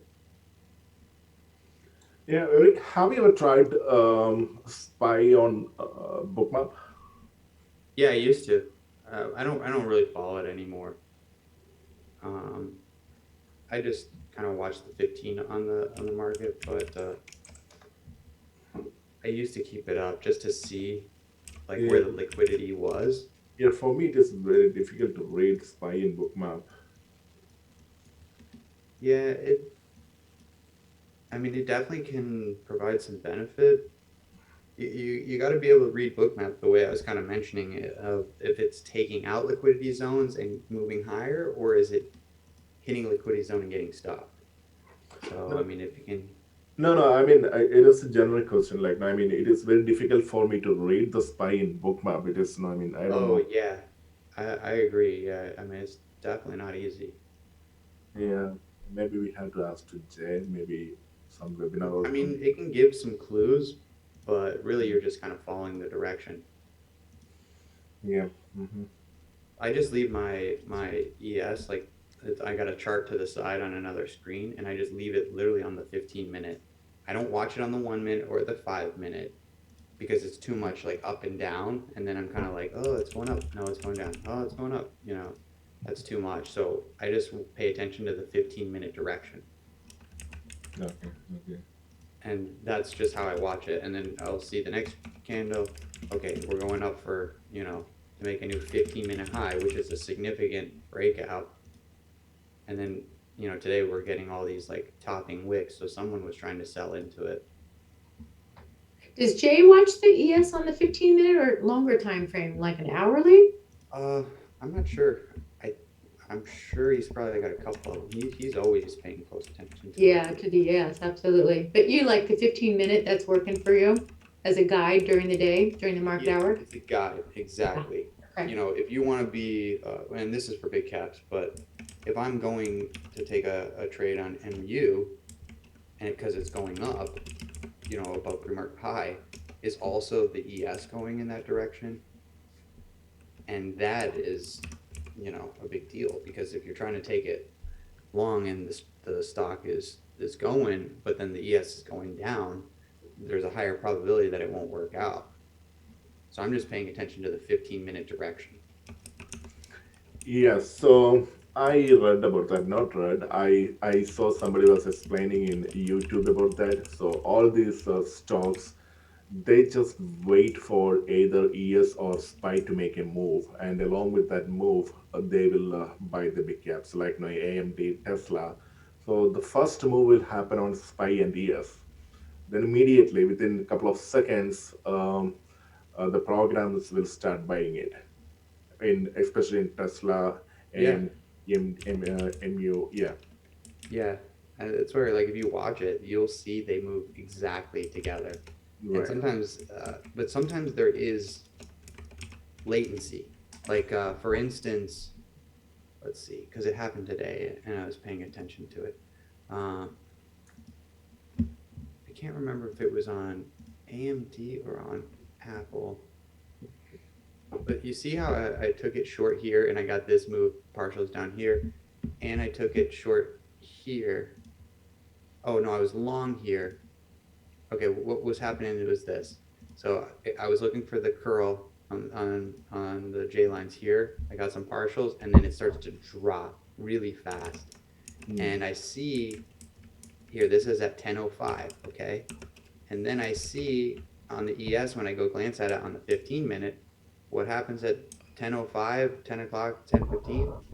It's dropping. It's making a new 15-minute low. It's it's rejecting pre-market high and it's starting to drop. So I get stopped out of the AMD. I see that the ES is dropping, right?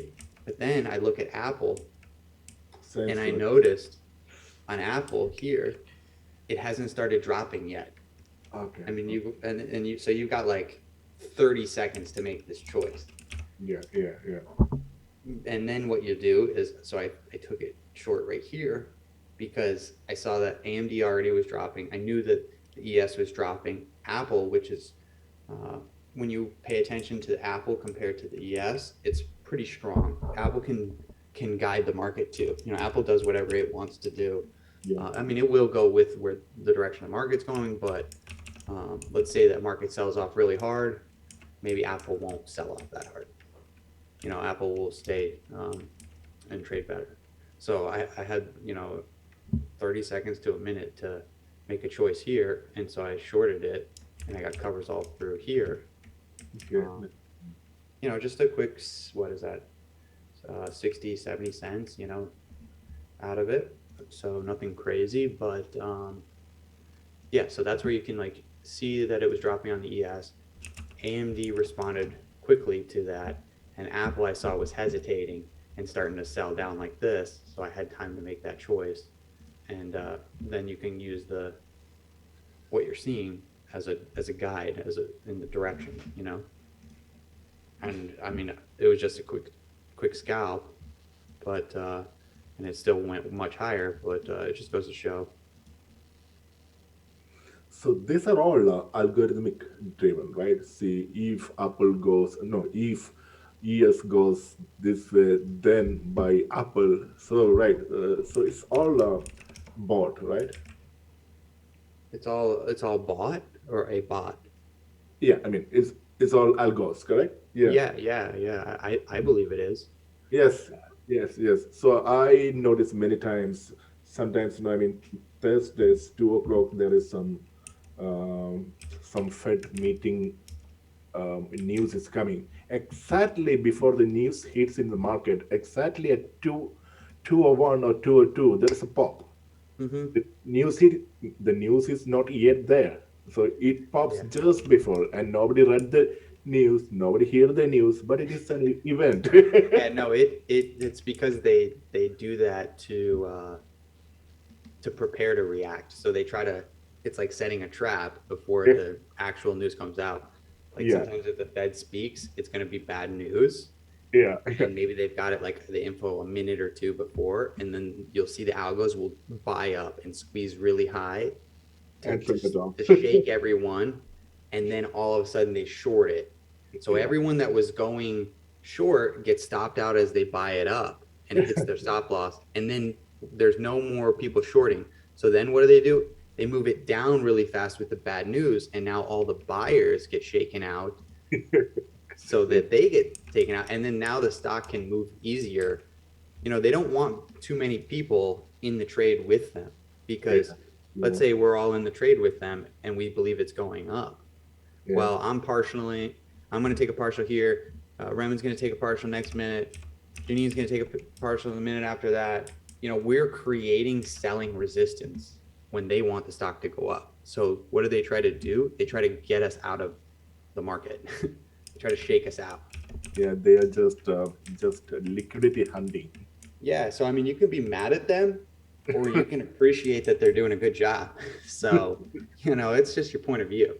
And the more you start to kind of accept what they're doing, and you look at it and you try to think how they're thinking, then you can start to really use it to your advantage. Yeah, exactly. But as you were saying, like at certain time frames, they'll like there'll be a spur of buying or selling, like here at 11 o'clock, like to the penny. As soon as it hit 11 or 11:01, this thing was just buying up like crazy, and it had nothing to do with maybe where we were or what was happening. It was just doing it at the time at 11 o'clock exactly. Yeah, maybe we can find out some patterns, like, I mean, what time is the bias, I mean, biggest candle is forming. Maybe it can be repeated over the time. Oh, Zoom was perfect today, you said, top tick. Let's see. Soon they had result yesterday, it was not good.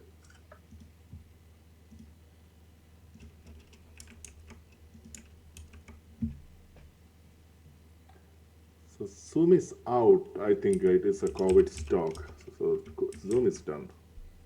Yeah. Yeah. Zoom is not as good anymore. Yeah. You know, you can't really take these trades long on a stock like this because every time it will get popped up, there's going to be so many bag holders that are going to sell into it to cover, you know? So do you have that blue line is your line in the 1 day period is your 200 EMA? That's VWAP. Can you put your 200 EMA? I think it's right here, the pink line. Okay, can you just go back to the hourly also? I mean, just go back to hourly. So this pink line is the 200. Yeah, so the hourly in 200 is a very good guide. It gives you the exact direction where it is going. See, Yeah, yeah. If you were to short it on any of those, that'd be great. right. If you had just 1 or 2 months ahead of puts, wow. Yeah, yeah. And that's where actually I've been working on some of my kind of swing trading. Okay. Sometimes if let's say I don't know what I'm gonna, what direction it's gonna go or how it's gonna work, maybe I'll just take like even just one share, you know, not because it's for the money, but just to learn. Yeah. And you know, that's a great indicator, you know, just trading off of that. Yeah. So, and this thing I noticed with Amazon, Tesla, this 200 period with 1 hour is exactly working. Nice. That's good. Yeah, you know, that's what I think Jay does is he finds what is working. Like he was using the J lines on cryptocurrencies on the 4-hour chart specifically Mhm. because he found that the J lines were working really well when you looked at the 4-hour time frame. Okay. Okay. So if you look at the 1 hour, the J lines weren't working that good or in Yeah. other spots. But if you look at the 4-hour, he was seeing it line up really good Yeah. on the cryptocurrencies. Okay. So it's really about, you know, choosing an indicator you like and then saying, okay, well, where is it working? It's not always going to work on the 1 minute, the 5 minute. Maybe at times it's working on the 15 or whatever it is, the hour. You know. I still remember. I think the previous quarter result in Zoom. So I bought just one put that was very far away put that I bought for I think $70. So the conviction was it was just below the hourly 200. The Zoom was just below. They had a very bad result. I just held it for the next day for the results. I mean, after result trading. So they dropped a lot. I think they dropped 40 or $50, and that my $60 put next day sold for $800. Oh, that's awesome. Yeah. So only conviction was 200 period and 1 hour. But now I don't do. I mean, I don't do because I mean I'm focusing only on day trading now, so I don't swing anything. Okay. Not at all. You don't anymore. No, not at all. I don't swing it. I don't swing now. Mm-hmm, mm-hmm. Yeah, because I mean, What I've been trying to do is when I get into these really good positions, yeah. I try to leave some shares to hold. Like for instance, like on MU today, Okay. you know, look at I got in here. Right. If I would have just led, you know, and it doesn't have to be any significant amount, you know, 10, 20, you know, shares just run Mm-hmm. or 100, you know, this position at $89, this thing might not come back here for a few days, a week. It might not come back there at all. Maybe, yeah. So they have result coming in 20th of March, I guess. So maybe if they have a good result, it will fly. Yeah. And then like the other day with Tesla, I a few days ago, where did I short it?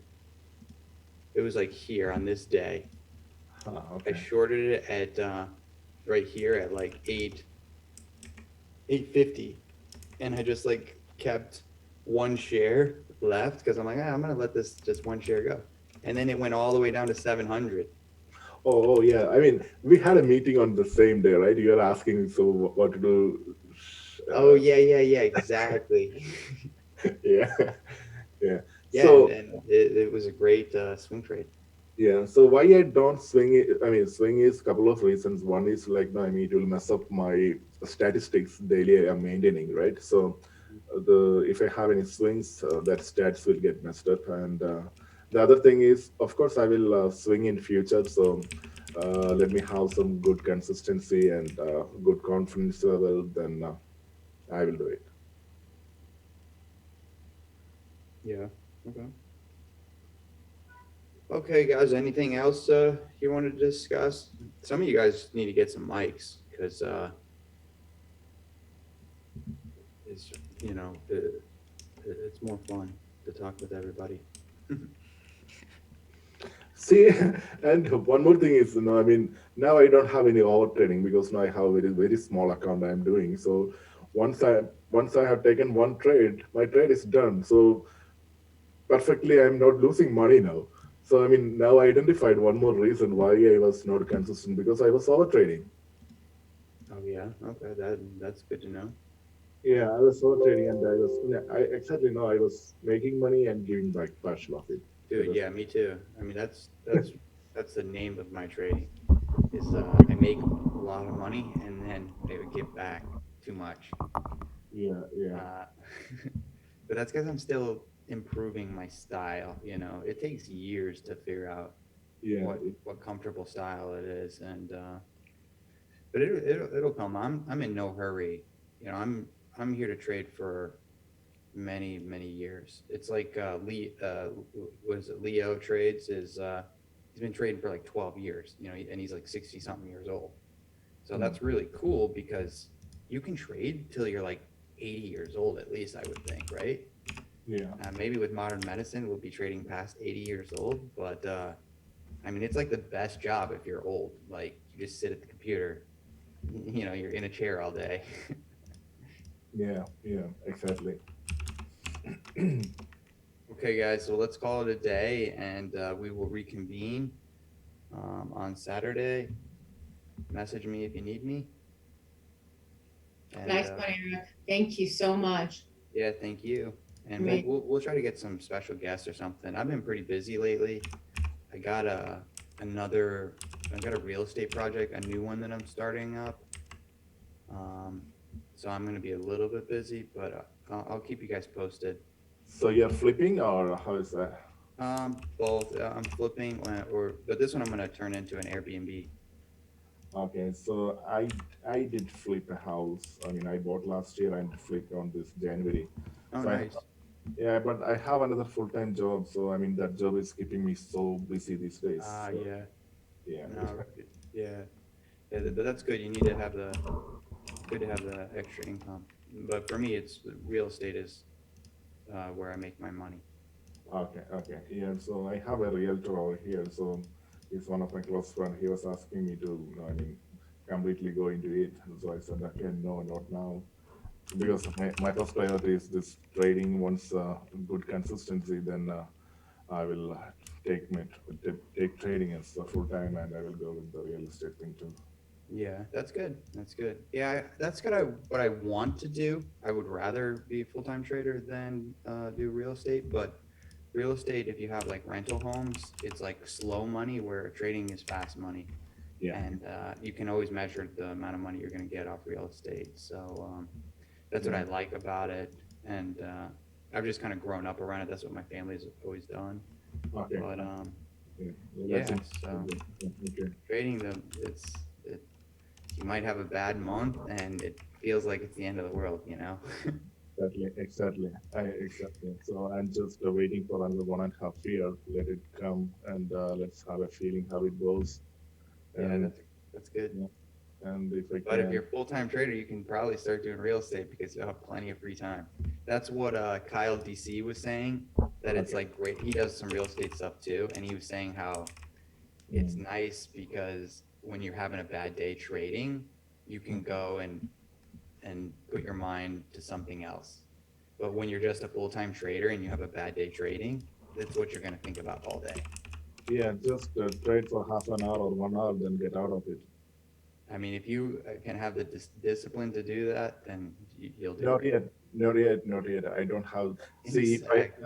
Yeah, if I had that discipline, then I would not wire out my money last week. So I mean, that is one of You know yourself too well then. yeah. So I But mean, what's amazing is how we we know what we're gonna do. We know we make mistakes, and then do we correct it right away? No. yeah, And it takes time to correct mistakes, and it's because kind of habits, are kind of ingrained in your brain, and right. it takes time to build new habits, and it's easy to go back to old habits. Exactly. Yeah, so I'm just giving 1.5 year time for me to develop all the disciplines and everything to be more consistent, and then I will make the decision. Yeah. Well, cool. That sounds good. Well, if you think about swing trading and stuff, or any of you guys, Janine, if you start thinking about any swing trading, I mean, not really real size, but practicing, just one or two shares here and there, let's discuss it more, because I still think that our intraday trading is really great, but there's money that we leave behind when we're not buying a few shares and letting it go. Like, I think about where I was trading 2 years ago. If I would have just bought on those days and just been holding till now, I'd be up so much. But with Well, trading, I know. You know what? That brings up a great. We can just. I think we should discuss it in like at another session. But I think that's so true. Where I've been watching, different traders, and one, very popular woman, long-term investor, was like, it never pays to day trade. It never pay, and I'm thinking, yes, it does. It wouldn't pay for you, but it does for many. yeah, But she was like, it never pays. You're in and out, and it all is like a wash. And the only thing to do is to swing trade or long-term invest. And I'm like, well, I could say the same thing as long-term investors always back the same thing 2 years later when all their profits are taken away overnight. But yeah, I think there's a combination. I think it's really important. I'm like, I started thinking about it, I'm like, because of day trading though, because of knowing how that price action works in day trading, I was like, oh, now I think I understand swing trading. Okay, let's do some of that too. exactly. And once you can trade on the fast time frames like we do, swing trading is so easy. So I mean, you just Because we're set it. looking at the longer term time frames too. Exactly. So let's discuss that more, because Yeah. I think there's so much value in it. I know Jay kind of does it and Mama Bear kind of does it, but I wish there was a little bit more of it, because there's just a lot of value, especially, like, I mean, right now it's difficult to swing trade, they say, but as soon as we get into a bull market and we're running for 3 4 months straight and dipping off of the J lines, there's some great opportunities, and you just set it and forget it. Yeah. So Yeah. that's cool. Okay. Nice. Oh, Comfort posts some nice like swing trades of this. Yeah, yeah, exactly. That's a He great, does really great well, and then example. it's like, yeah, he's having as well like a shitty day or something, but like, well, my swings are up, so I'm still okay. Yeah, No stress. yeah, exactly. I mean, today, that's kind of what happened for me. I've got these long-term options on MU, and I bought uranium a while back, because it's just something I believe in, with the nuclear, it powering nuclear, and through this whole, like, war stuff with Russia, I mean, uranium has been so strong. So, like, in my swing trade positions today, I made like $1,000. So, and that's just like very small size swing trades. So there's just a lot of opportunity, I think, with swinging. So what is the ticker for uranium? There's a bunch of them, but the one I've been in, it's called UROY. This one right. This is some. These are my position. These are the. Yeah. I'm Okay. getting smoked on Roblox though. I'm like Oh, I'm like oh, holding it and like an idiot.